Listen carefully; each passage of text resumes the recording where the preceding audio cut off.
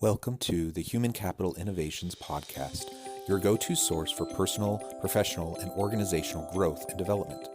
We hope you tune in often for all things people management, organizational development and change, organizational leadership, and social impact related. Maximize your personal and organizational potential with Human Capital Innovations Podcast.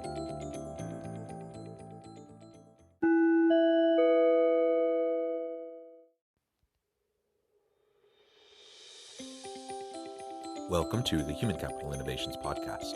In this HCI podcast episode, I share my recent interview with Dr. Benjamin Ritter on the Live for Yourself Revolution podcast, where we talk about lifelong learning.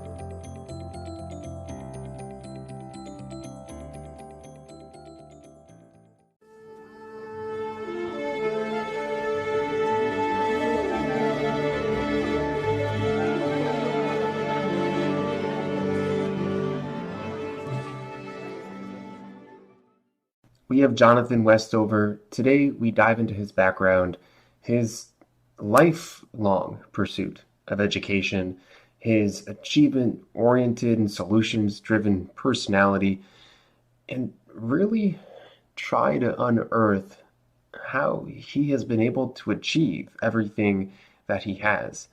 He is the academic director at the Center of Social Impact and the chair of organizational leadership development at the Utah Valley University. He is the founder of Human Capital Innovations, a consultancy focused on leadership development, organizational leadership, and that has led to podcasts and magazines and just a bunch of really cool stuff.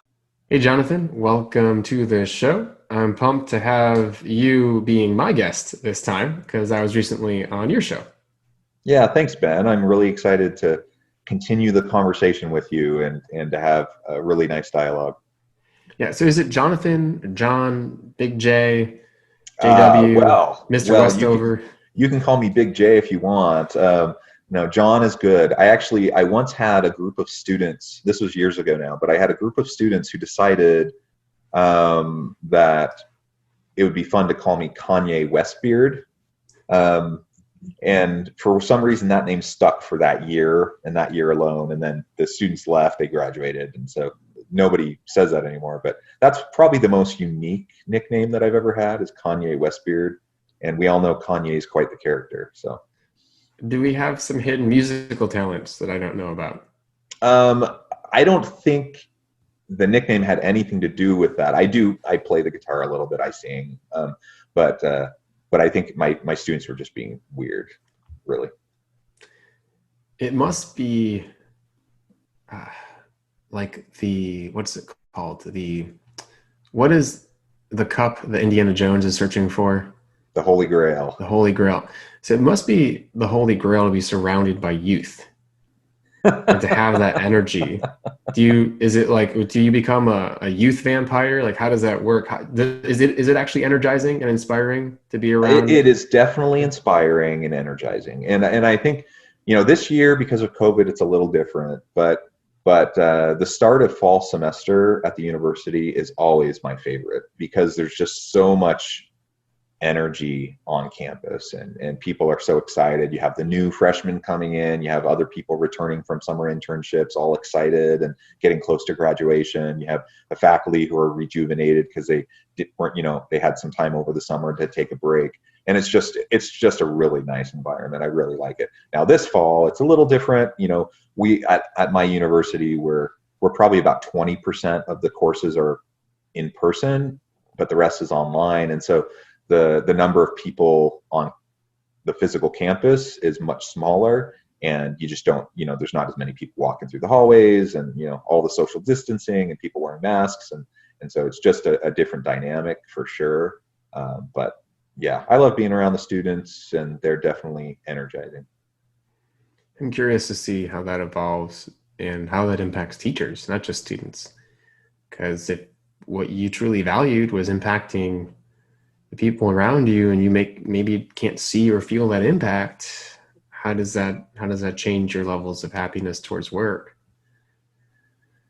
More to come. It's definitely an adjustment, for me from the professorial side, in there's lots of things I love about my work that really hasn't changed, and it doesn't really matter if I'm on campus or I'm working from home. It's just kind of the same work. But that student connection piece, like being physically with the students and feeling and thriving on that energy, that is definitely different. I mean, even now when I do, we'll do stuff online, and a lot of it's asynchronous, and the students are just kind of logging in, and I built stuff in our LMS platform for them to do learning activities and assignments and stuff. But we'll still do synchronous things, and we'll do Zoom calls, or at my university we use Microsoft Teams, and so we'll have that live interactive element, but we're not in the same room, and so it is different. Even though there are a lot of good things we can still do with the technology. So I don't know. I think things will continue to evolve in higher ed, and it'll be interesting to see how that moves forward. Okay, so we've hinted a little bit about your background, but can you give more of an introduction to our audience? Yeah. So I am one of those kind of eternal students. I loved, I just fit well in the university space. I was a super senior. I graduated with my undergrad with 170 credits, which is 50 more than the required number of credits. So I switched majors a bunch of times, and I just loved being a student. And then I went on, to grad school, and I did a master's degree, and then I went on and did another master's degree in my PhD. And, so I was in school for a really long time, and now I'm a professor and I'm still in school. And I just love that environment. So it was well suited to me. I was originally, I kind of switched between math and business and accounting. I wanted to do HR as a major as an undergrad. My university didn't have it. And so I ended up doing sociology, and with minors in Korean and business. And then I went on to my master's program. I got a master's in public administration and an emphasis in organizational behavior and human resource management there. And then I went on for my PhD, another master's and my PhD, and a couple graduate certificates in sociology, demography, the PhDs in sociology, work in organizations emphasis, demography graduate certificate, a higher ed teaching graduate certificate, a master's degree in sociology, and all of that, took me towards doing research around comparative international sociological studies and work in organizations and the experience of employees in the workforce cross-nationally, and now I'm a full-time professor, a tenured professor at Utah Valley University, where I've been for 11 years. Teaching organizational leadership, organizational development and change management, HR, ethical decision making, those sorts of courses. The department chair in my department. I have about 15 full-time faculty that I lead, and about 35 part-time faculty.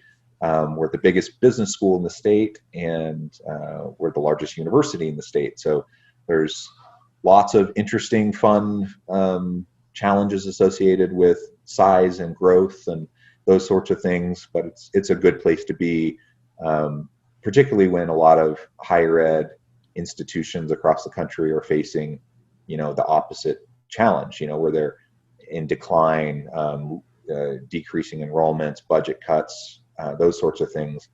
We just continue, since I've been at my university, there were a couple years where we had a small dip, but otherwise it's pretty much been like 5% growth annually in terms of enrollments, which, helps with the budget. And anyways, we do lots of cool stuff. And you also have a few extracurriculars that you work on. And by the way, if I had that many degrees, I would need to write them down and read them as someone asked me what I went to school for. I am in trouble just keeping the ones that I've done so far in check. So I can imagine when someone's like, what did you go to school for? It's like, okay, do you want like the 1 second version, or do you want to sit down and have a cup of coffee? Yeah. And I hope I don't sound too pretentious as I'm listing things off. I just want to help people understand what my background is, but yeah, I enjoyed school, and I also, felt like while I'm in school, I'm going to try to maximize the opportunities I have. Even though I did graduate with 170 credits from my undergrad, I still graduated in 4 years. So I just took tons of credits, and then going through like my PhD program, I just decided, hey, I really enjoy these things, so I did these extra graduate certificates while I was going through my normal program, just because it was, I thought it'd be useful, and they're interesting topics, and I was doing research that was connected, and so I'm a big believer in just maximizing the opportunities that are in front of me, and that's resulted in kind of my resume of degrees. Yeah. So then what's led you to launch your podcasts and a journal now? And I'm not sure what else you're working on, or if you'd like to share about that. Sure. Yeah. So you mentioned extracurriculars. I'll actually mention, excuse me, one other thing that I do on my campus. I'm the academic director of our Center for Social Impact. That's something I'm very passionate about, and that goes back to my sociological roots. Are there four of you? Like how many? How do you figure it out? You're gonna have to give us some tips on productivity today as well. We'll see. I don't know if I have the answer for that, but yeah. So that's something I'm passionate about, though, and it's a lot of fun. We do some really cool work. So if anyone out there is listening and they're like, you're interested, look up Utah Valley University in Orem, Utah. Look up the organizational leadership department. Look up the Center for Social Impact. You'll see some of the types of stuff that we're doing. In terms of extracurriculars, I for the last 13 years, I've run a small consulting firm called Human Capital Innovations, and that's ebbed and flowed over time. Sometimes I put more time and effort into it than others. Lately, I've been putting a lot more time into it just because I feel like I had more time during this whole COVID moment. I've really just been going gangbusters on developing content related to the consulting work. I have a really great team of people that have also been contributing some content, and also help to flesh out the consulting teams when we go and work with organizations. But some of those extracurriculars that we've been doing in relation to creating content is the launch of the podcast, the Human Capital Innovations podcast, which is now, I think we've published something like 180 or more episodes, which is kind of insane when I think about it, because it just started, like 5 months ago. But we've just been going like crazy, and I've been interviewing so many people, super interesting people, and I think that's been a good resource for individuals in leadership positions. At least that's the goal, and it seems like it's been gaining some pretty good traction. We also just launched the Human Capital Leadership magazine. Our first issue was in August, and that'll be a quarterly magazine, practitioner oriented. So it's short articles, usually 500 to 2,000 words, in addition to some other kind of research and summary of research and those sorts of things. The idea being that someone, a leader, a manager, an executive could pick it up, thumb through it, and gain some real practical tips on how to improve their work with their people, like immediately, like that day. What are some things that they could start doing? So we want to distill down, some of the research that I do, but put it into real practical, digestible chunks, that people can then utilize. So that's the idea behind the magazine, and that just came out of really over the summer. We were developing all this really great content. I had this great team of people contributing content, and at one point we were having a meeting, and someone just threw out the idea, why don't we do a magazine? I'm like, yeah, we could do an e-magazine, no problem. And so we decided that day, let's just do it, and we did, and it was a really fun creative project to go through the whole process of figuring out what to include and how to design it, and that's the kind of stuff that I don't normally do that much of, but that was quite energizing and quite fun to just stretch my creative brain a bit and work on some of those elements.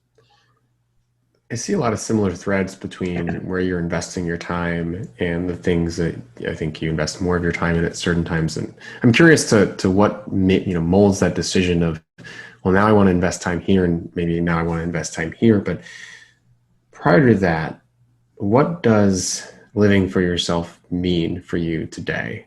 Because it sounds like there are a few different things where you are investing your time, and it kind of plays into that. Well, how do you make that decision? Yeah, interesting question. Living for myself, and I have to admit, that's perhaps something I struggle with. I, I think we talked about it before when I interviewed you for my podcast. But I have a large family. I'm married. I have 6 children, um, uh, ages, let's see, 7 through 16. And so we have a busy household, and my kids are all doing stuff, and my wife and I are both busy doing stuff, and just juggling all those sorts of things. And I have to admit, sometimes when I'm thinking about living for myself and for my dreams, my passions, um, my default is to kind of subordinate my desires, and what I want for myself to my family, and what does my wife need, what do my kids need, and that really is my number one priority. And I guess in a way that is living for myself, because that's my top priority. I want my family to be happy and healthy and feel loved and all those sorts of things. That's my number one priority. But I do have these other professional passions and interests and those sorts of things that I want to feel fulfilled in, and I want to be able to do that kind of work. And in large part, that's why I chose, I went the career path that I went. Early on, when I was in the process of switching majors a bunch of times as an undergrad, one of the main reason why I landed where I landed is because I was starting to learn about myself, that this is the kind of life I wanted to have. And I wouldn't be able to have this kind of life if I had gone down one of those other paths. So for example, had I continued down the accounting path, nothing wrong with being an accountant. And I actually liked accounting. I was pretty good at it. I was in a really good program. If I had done that, I would have guaranteed myself a pretty stable career, making good money. And I probably would have reasonably enjoyed it, but it wouldn't have given me the flexibility, the autonomy to have all these creative types of projects and side work. And I would have, simply put, I would have had more schedule rigidity. I wouldn't have had the ability to dictate, the ebbs and flows of my life and my work as it connects with my family to the extent that I do now. So as I moved into the path of academia, that was the number one driving force behind that, frankly, is I knew I had all these, different passions and different interests.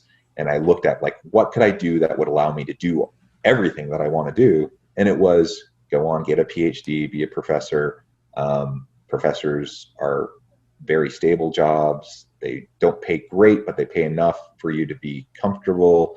And I treat my faculty position as kind of my home base. Like, the university is my home base, but I have enough flexibility and autonomy that I can kind of do whatever I want, as long as I meet the main requirements of what I'm doing at the university. But a lot of what they want me to do as a professor is to do these side things and to do the research and to do the consulting and to be engaged in creating this content and those sorts of things. So it's kind of like it just goes hand in hand, and it's been a really great fit. So living for myself, I guess it's just knowing myself, connecting to myself, knowing what my interests and passions are. And it took me a while to figure some of that out. And then just trying to prioritize based on the needs of my family, the needs of the people I work with, whether it's the team in my consulting business or the faculty that I work with at the university, the students that I work with. I'm a this may sound hokey, but I feel like I'm a pretty purpose-driven person.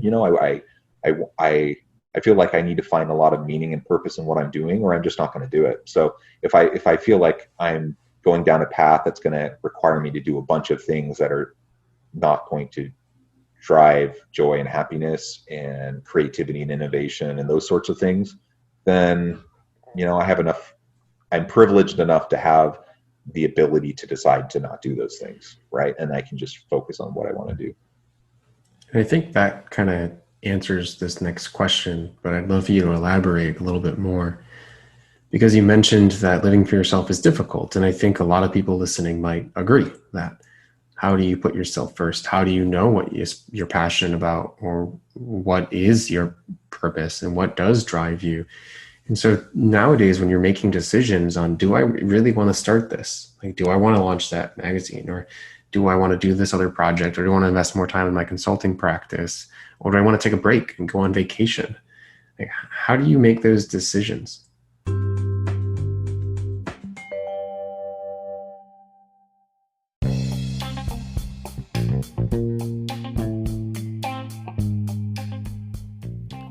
I'm excited to announce the publication of my new book from HCI Press, The Alchemy of Truly Remarkable Leadership: Ordinary, Everyday Actions That Produce Extraordinary Results.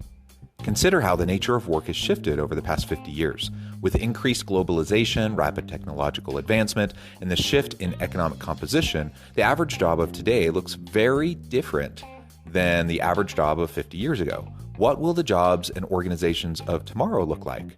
Moreover, what does this all mean for organizational leaders? What are the core competencies and capabilities of organizations and their leadership that are prepared for continued disruption and geopolitical and socioeconomic shifts? Regardless of what the future holds, increasingly, leaders need to be socially minded, data-driven, decisive, champions of talent, and disruptors of the traditional notions of leadership, teams, organizations, and work.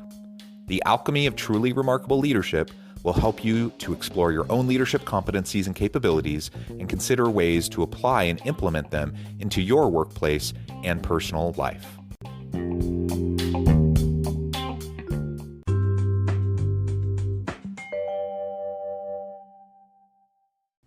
Yeah, I mean, good question. And I suppose I don't have like an answer that ties it up all neat with a bow. But I think it's just that constant wrestle, a continual dialogue with my wife, with my kids, understanding family needs, and then trying to, figure out, what I'm doing, what I'm passionate about, what I want to continue to do. I'm a big believer in self-reflection. I try to spend time in self-reflective activities daily to make sure that I am connected to, what I'm doing. So I don't get so caught up in the grind of the day, and just life, that I kind of lose myself. That's super easy to do. And I feel when I just do some basic things daily, just get into the routine of having some of those meditative practices, self-reflective practices, even simple things like going out and walking my dogs consistently daily, just gives me that opportunity to really reconnect to like what's most important right now. What do I need to be focusing on? I am someone that tries to leverage opportunity. So when I see something like the magazine, for example, the calculus around that particular decision was, we've been producing a ton of content. It's good content. It's been helpful.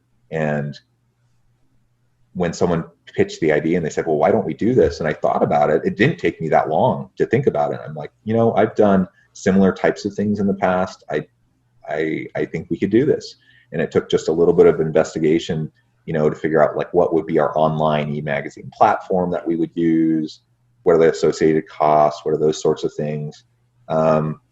We figured, hey, let's try it. The worst thing that can happen is that we do it and it's not successful. And then we may have wasted a little bit of time doing this creative activity, and we drop it, but we still had fun doing it. We learned some stuff along the way. And if it didn't work, and we just move on. I'm a big believer in just kind of experimenting and doing stuff like that. But, it turned out great. The first issue, I think, was awesome. I would encourage people to check it out. And it's generated a lot of interest. So I think, I'm actually starting to feel like, a little overwhelmed with, the people expressing interest in the submissions that are coming in, and, starting to look at like the issue that we're going to release in November. What's it going to look like? But that's exciting energy. And we're not locked into it though. We could do this for several issues and then decide, it's not really serving the purpose we thought. we're not interested anymore. And we don't need to keep doing it just because we did it, for a time. And so that's kind of my mentality as it comes to these sorts of things. Experiment, try things out, especially when it fulfills your kind of creative juices, like I had a lot of fun doing it. So even if it never landed, even that first issue never landed, I had fun doing it, and I learned a lot of stuff going through the process. So for me, that was a no-brainer. Why not try it?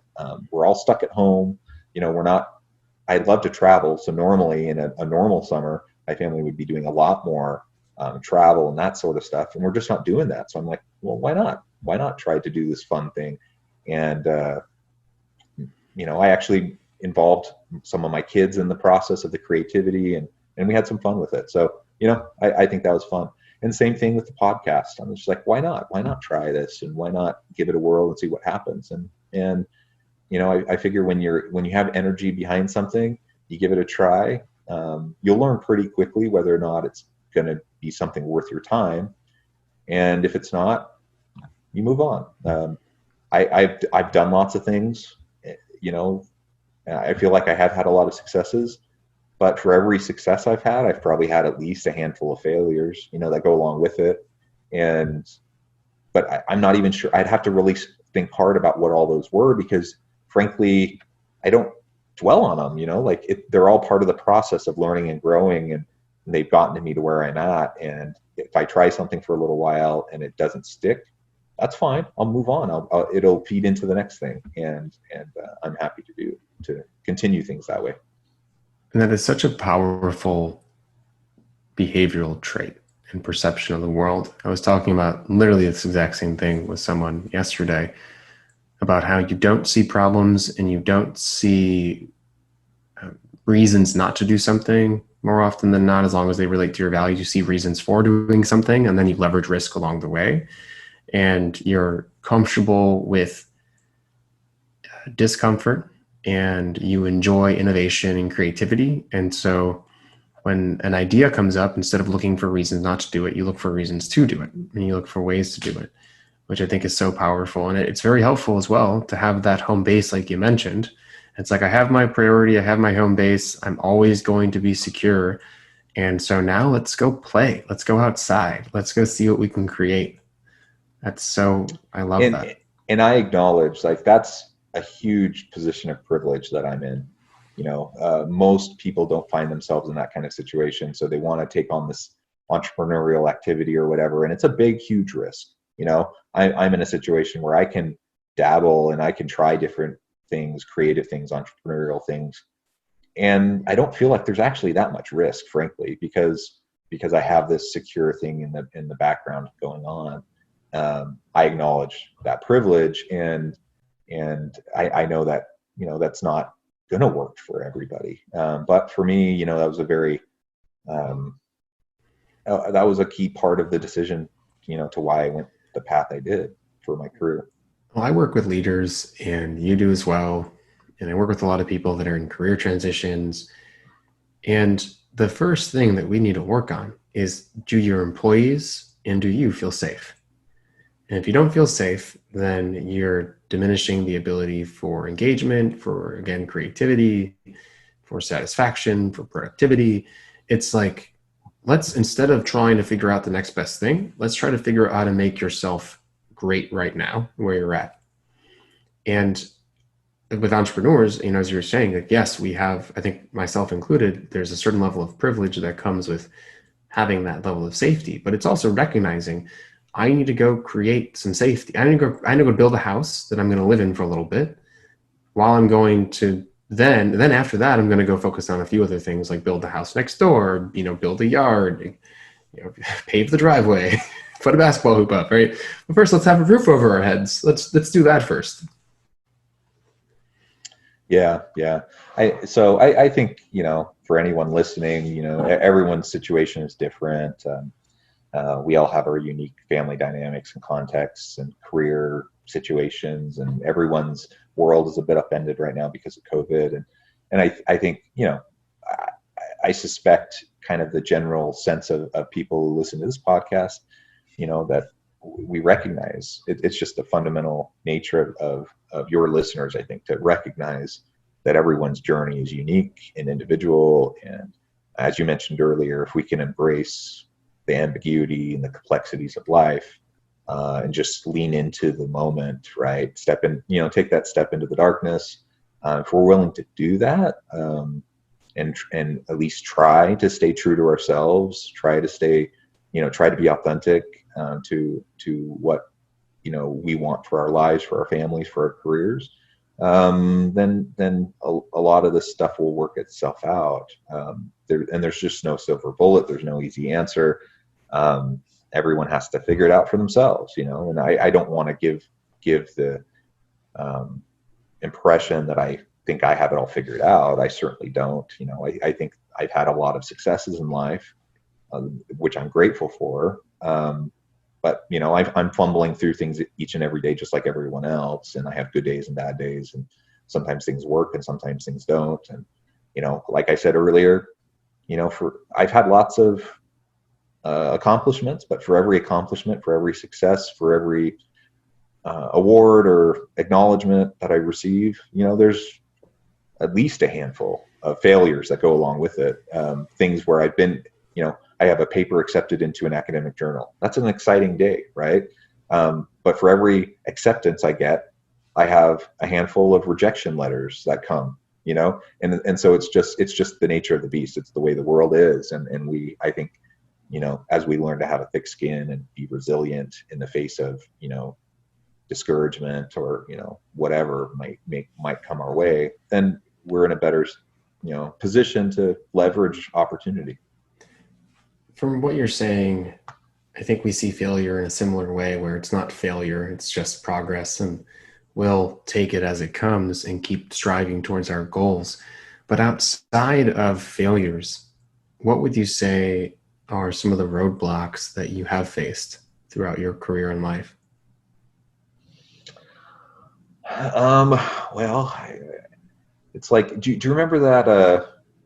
Do you remember Goonies, when Chunk gets caught by the Fratellis, and they're going to put his hand into the blender and they're trying to make him talk, and they say they want him to tell him everything, right? And he's like, okay, I'll talk. And he starts like all the way back to when he was a little kid. So when you ask a question like that, part of me is thinking, okay, what do I really start with? How far back do I go? Do I pull a Chunk and start, talking about when I was a kid? I don't know the answer to that, but I think overall, I grew up in a loving home, but a poor home. Socioeconomically, it was interesting because my parents were well educated, but we didn't have very much money, so we were very poor, and things were always a struggle that way.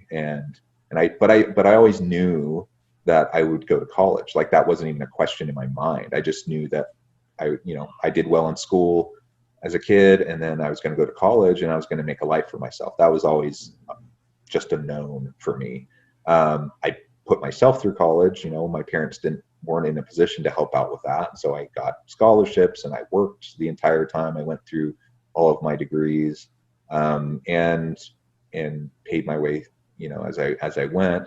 And of course that's challenging. And so in some ways it's that hurdle, but in another way it's a stepping stone, because I got a lot out of that life, starting, I remember starting to help with a paper out when I was 10 years old, and always working, as a teenager, and up, all the way through college. And so, in terms of work ethic, in terms of just the approach I take to challenges in life, that was definitely influenced by, my family and the situations we were in growing up.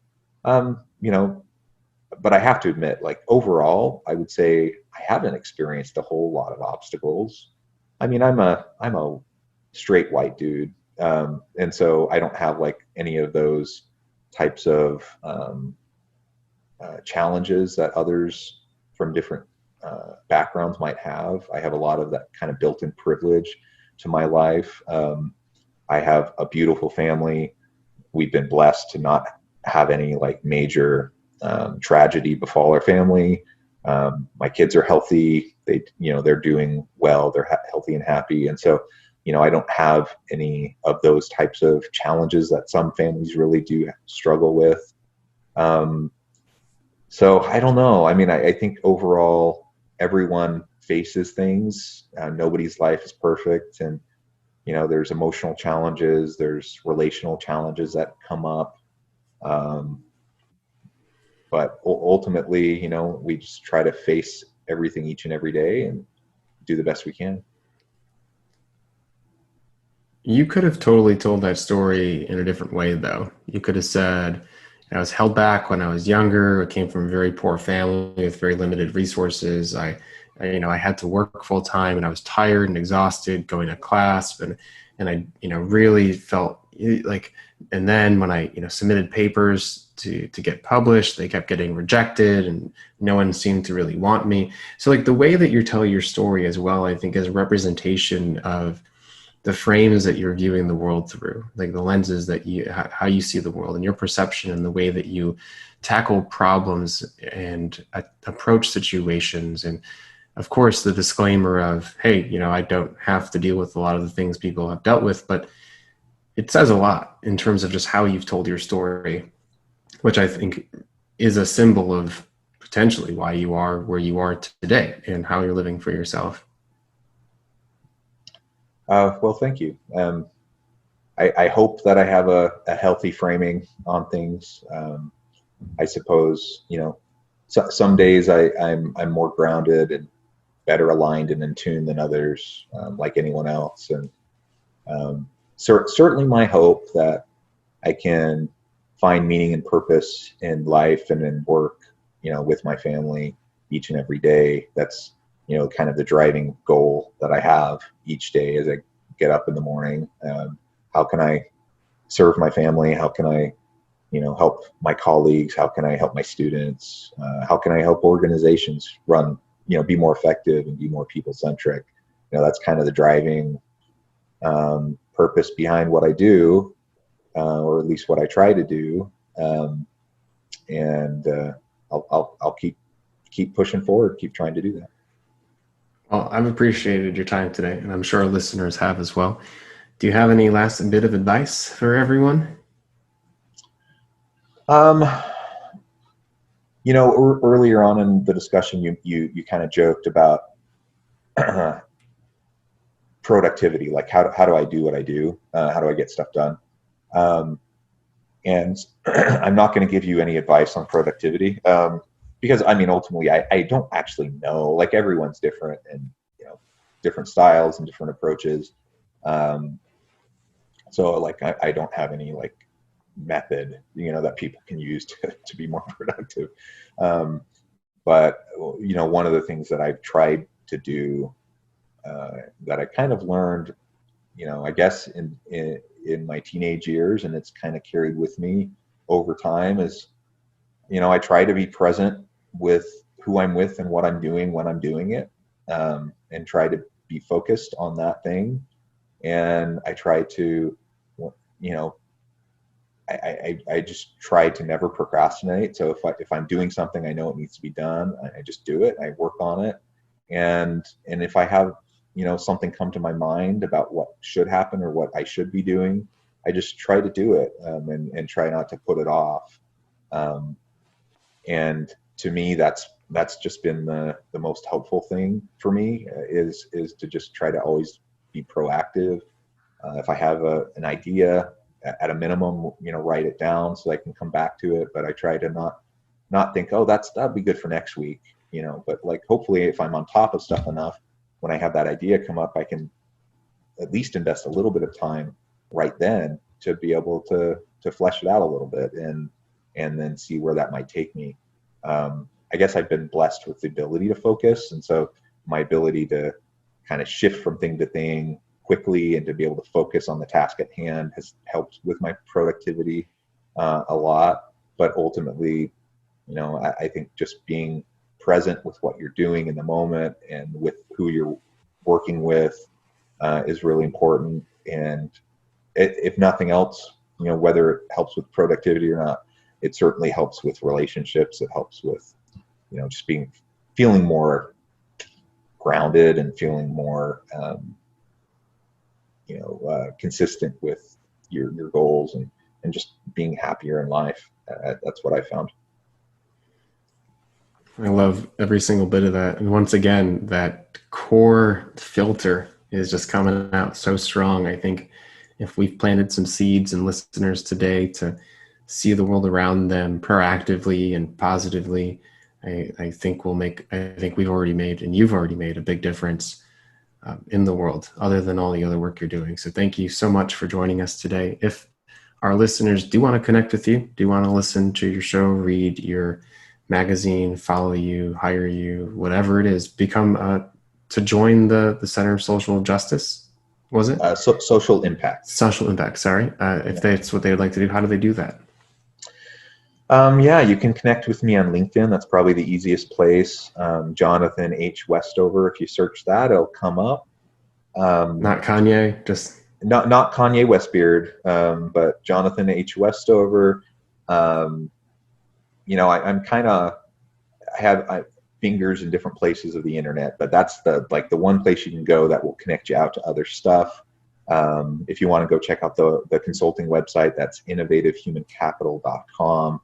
Our podcast is on there, as well as all the podcasting platforms. If you want to check out the Human Capital Innovations podcast on the website too, there's just all the resources that we've been creating, in addition to the magazine, other free resources that people can utilize. So get connected with me. Check me out on LinkedIn. Check out the podcast, and I'd love to have a discussion with you. Awesome. Well, thank you again so much for joining us today. It's been a pleasure. Thank you so much. Everyone have a great day.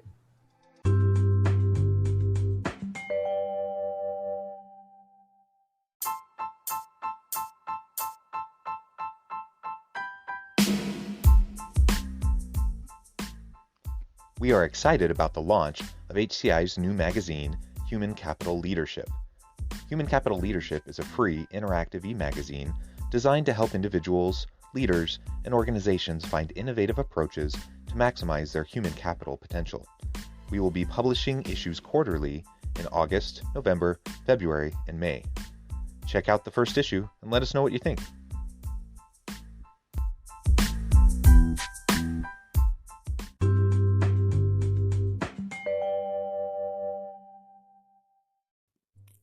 Thanks again for joining us for this episode of the Human Capital Innovations Podcast.